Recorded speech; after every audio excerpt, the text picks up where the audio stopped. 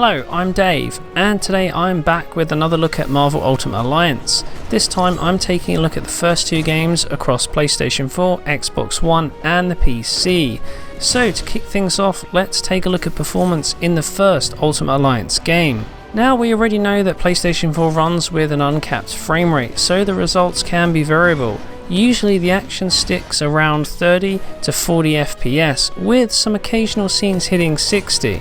On Xbox One the situation is kind of similar, but as you can see here, performance is actually faster on Microsoft's platform. We're looking at around 35 to 55 FPS when compared directly against the PlayStation 4. This provides a slightly smoother gameplay experience, but issues with consistency still remain. There is judder and fluctuations in controller response, so the situation still isn't ideal, and even though frame rates are higher, well, it doesn't always feel like we're benefiting.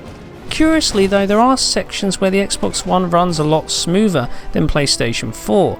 In this case we're looking at a locked 30 FPS in some scenes on Microsoft's platform. Here the action is consistent and well, the game is a lot more enjoyable to play. Unfortunately the game doesn't perform like this all the time, and we're looking at a very variable experience throughout. Overall, with the original Ultimate Alliance, neither version really operates at the standard we expect it to, and in this case a 30 FPS cap would be great on both consoles. So, that's performance, but how do they compare visually? Well, both versions are running natively in 1080p using a post-process anti-aliasing solution, and generally in terms of the art and the majority of the effects work, they are actually identical. Now one area we do see a clear difference, and that's shadow quality. On PS4 shadows are correctly filtered, so appear reasonably smooth, whereas on Xbox One there's no filtering at all, and this basically means that shadows appear pixelated up close, and indeed curiously the PC version also suffers from these artifacts. Outside of that though, the PC version looks identical to the Xbox One game. So the original Ultimate Alliance is something of a mixed bag, but the sequel, well, that's a different story. And remarkably, we're actually looking at much better levels of performance here.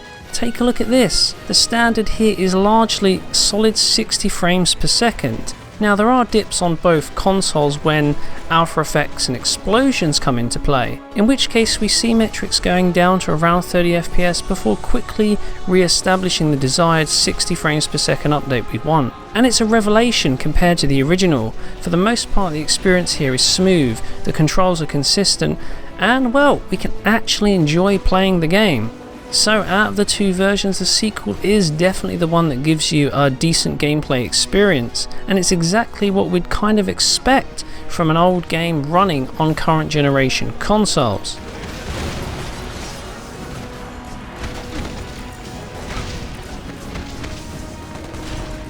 In terms of visual differences, there isn't much to separate the two at all. Again, we're looking at native 1080p, post-process anti-aliasing.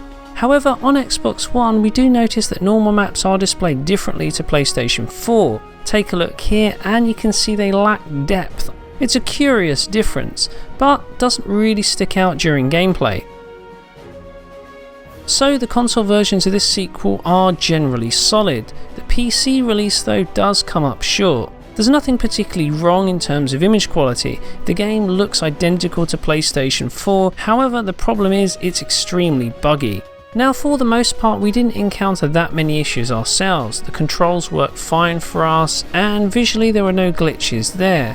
However, we did have problems with the game's audio. So here's an FMV sequence from the beginning of the game, and listen closely.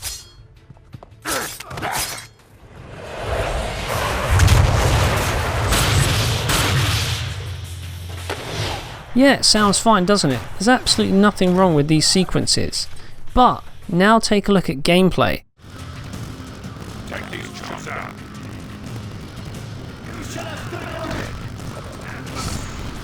And yeah, as you can see, sound quality is completely messed up. There's a lot of distortion across effects and music, and unfortunately it's impossible to play the game like this. Sure, you can actually play it, but it's horrible to listen to. And right now there's absolutely no patch to tackle this. So right now the PC version is the one to avoid. However, on consoles, Ultimate Alliance 2 actually seems like it's a solid release.